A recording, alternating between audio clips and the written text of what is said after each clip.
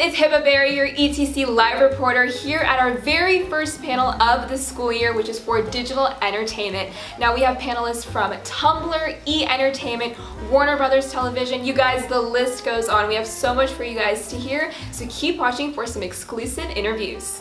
I'm here with Eden Trevino, who is a digital coordinator at Warner Brothers Films. So now I know that you were actually a broadcast journalism major at Cal State Northridge. So what was it like kind of going behind the scenes and working on the production side more?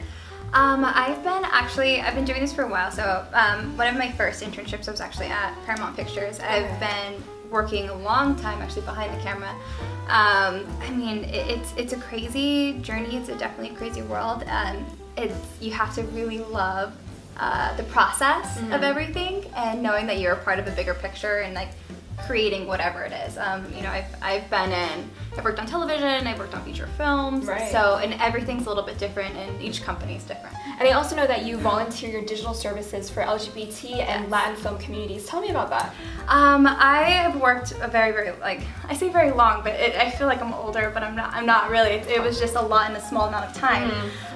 But it really is all about giving back and really honing your craft. When you're good at something, when you know something, when you're like, I'm a great editor, right? Let me go out and edit more for people. The LGBT community is like a big part of my heart. So giving back to that and spreading that message and their work is just utter joy. So it doesn't feel like work. Yeah, that's so amazing. Thank you so much, Eden. Yeah, and once again, this is Eden Trevino, who is a digital coordinator at Warner Brothers Televisions. I'm here with Danielle Sacco, who is a senior producer at Define Media. Thank you so much for being here today. Thanks for having me. Absolutely. So now, obviously working in the news media, very fast-paced, very on your toes. So what are some qualities, besides lots and lots of coffee, that people need to survive in that industry? Well, definitely coffee. I always need to have my coffee early in the morning. You kind of always have to have your finger on the pulse. You kind of have to know what's going on, know what angles to cover, know what your audience wants you to cover, and just always be checking everything to make sure you're not missing any breaking news. Yeah. And now, being a producer, what are some qualities that you look for when approving pitches or publishing stories or airing stories? Approving pitches and approving stories and airing stories, the things I look for are usually like what did well the day before, what our audience has been clicking on, because for YouTube it's all about views and comments. That clickbait. Exactly, and just seeing what our audience is really wanting.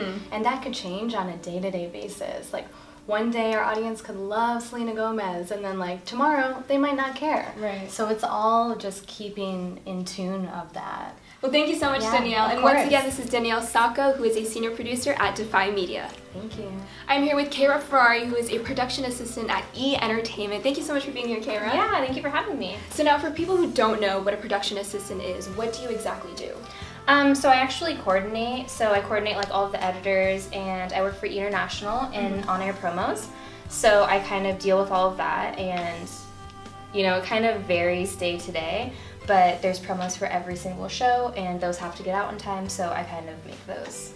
Awesome. So I know the Emmys were this past weekend, and I'm sure it was a very hectic weekend as well as a very hectic Monday morning. So being a production assistant, what was your role during that day? Well, I was actually a producer for the Emmys, so there's kind of a lot that goes on behind the scenes, which I help work in. And then I also helped make promos for it like 2 weeks in advance, which was like completely different from actually working. Well, perfect. Thank you so much for being here. Yeah, thank you for having me. And once again, this is Cara Ferrari, who is a production assistant at E! Entertainment. I'm here with Melissa Kripe, who is a set designer, creative designer, and prop stylist at Tumblr. So with all of those titles, what do they all mean? So, I'm actually freelance now. I worked at Tumblr for 2.5 years, and I just left in August. And I was working on the creators team there, so it's the artist team, so we would pair with artists on the platform and create all sorts of things for marketing, whether that's online. We did a lot of live activations. So I was more or less on the producer role there. And now I have transitioned to the other side of the screen, and I'm making things.